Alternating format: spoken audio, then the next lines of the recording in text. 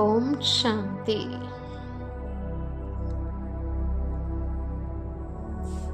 ప్రకృతి మళ్ళీ చిరునవ్వు చిందించిన రోజు.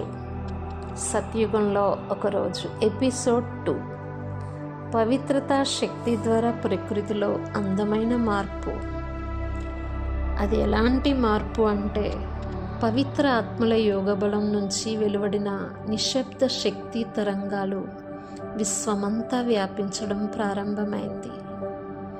ఈరోజు విశేష పవిత్ర స్పందనకు ప్రకృతి తన తొలి చిరునవ్వుతో సమాధానమిచ్చింది.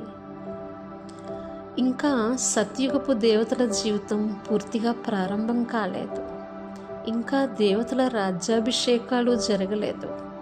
కానీ ప్రకృతి మాత్రం ముందుగానే కొత్త ప్రపంచానికి స్వాగతం పలకడం ప్రారంభించింది. ఈ ఉదయం గాలి చాలా భిన్నంగా ఉంది. ఇదివరకులా భారంగా అనిపించట్లేదు. అలసిపోయిన నిట్టూర్పులా లేనేలేదు. ఒక మృదువైన తల్లి స్పర్శలా కోమలంగా తాకుతుంది. జలం కూడా చాలా మార్పు వచ్చింది. నిన్నటి మసకదనం కరిగిపోతుంది. స్వచ్ఛత మెల్లగా తన ప్రతిబింబాన్ని చూపిస్తుంది. ఒక చిన్న ప్రవాహం ఆనందంగా నవ్వుతూ ముందుకు పరిగెడుతుంది. భూమి ఎన్నో యుగాల అలసటను మోసిన ఈ భూమి ఈరోజు తేలిగ్గా శక్తివంతంగా అనిపిస్తుంది. పూలు మెల్లగా తన రెక్కల్ని విప్పుతున్నాయి. చెట్లు మళ్ళీ పచ్చని ఆశను ధరించాయి. ఆకాశం కూడా కొత్త నీలమును కప్పుతుంది.